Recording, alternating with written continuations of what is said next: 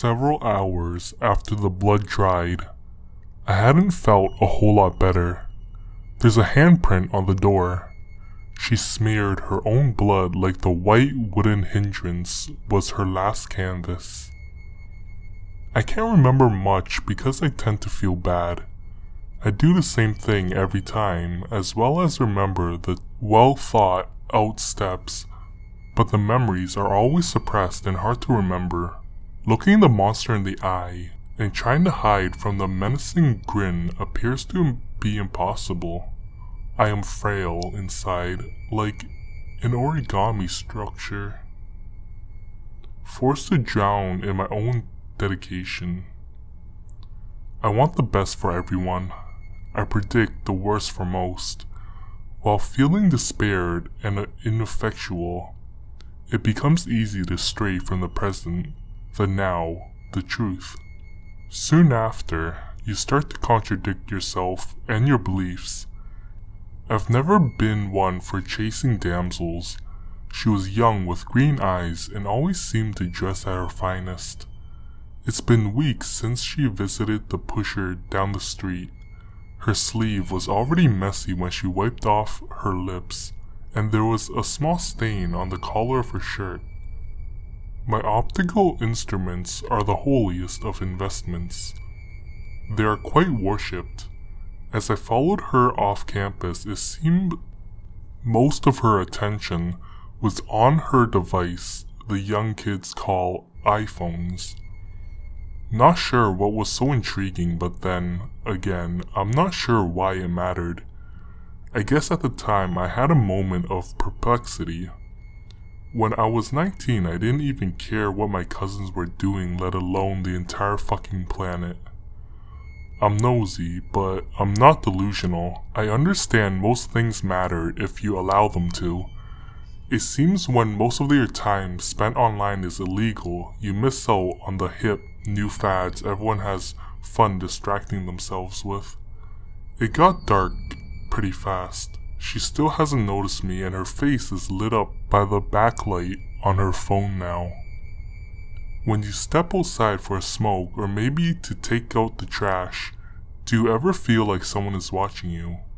I can almost promise someone is. The chill you feel crawling down your spine like an army of ants is just the unexplainable energy you feel when we are near.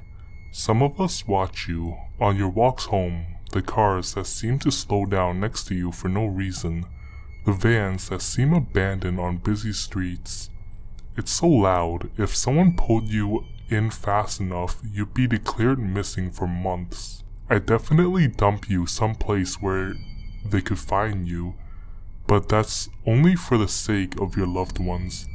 Much like Deborah's parents, they deserve closure.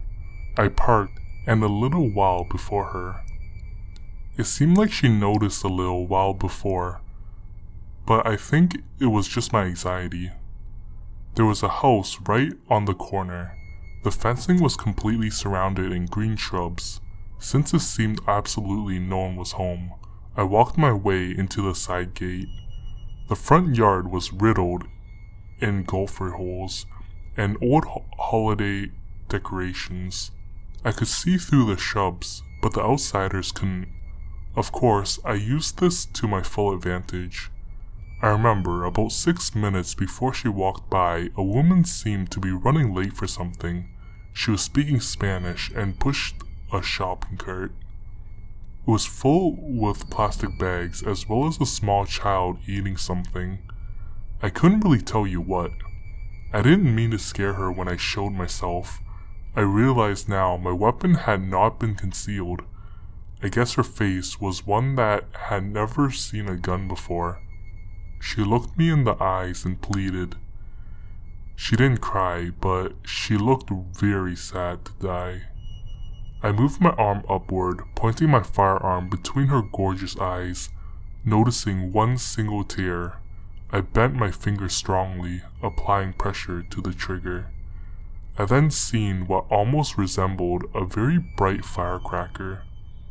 It was pretty dark outside. The same flash from the gun allowed me to watch the bullet penetrate her skull. She was already in shock before it hit her.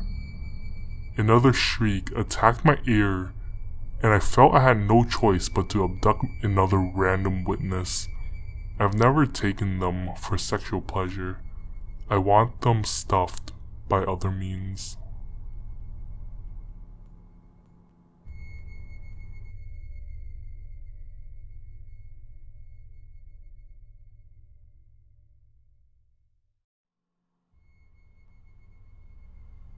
I knew the signs when a stranger was living in my home secretly, and the signs were obvious.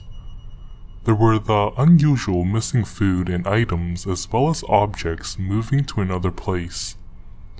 There were the strange marks and smells which you knew weren't coming from you or your home. So I installed a CCTV camera in my home and I saw the person. It was an old man and he usually took food from my fridge and he was constantly staring at my wall and carrying a torchlight. He never turned on the TV and he only came out of his hiding place, which was in the attic, when I was at work or deep in my sleep. But when I checked in the attic, he wasn't there anymore except the mess he had made. Then, one day, I was awoken by strange noises coming from my living room late at night, and it was him. That old homeless man banging his torchlight against the wall in my living room. I warned him to get out before I called the police, and he was just emotionless and he gave me the torchlight, and on the torchlight was writing. It read, "Shine it through my ears and watch the light go through my head and out the other end." I did exactly that and I shone it through his ears and the light went straight through his head. And I could see it shining on the other end of the wall.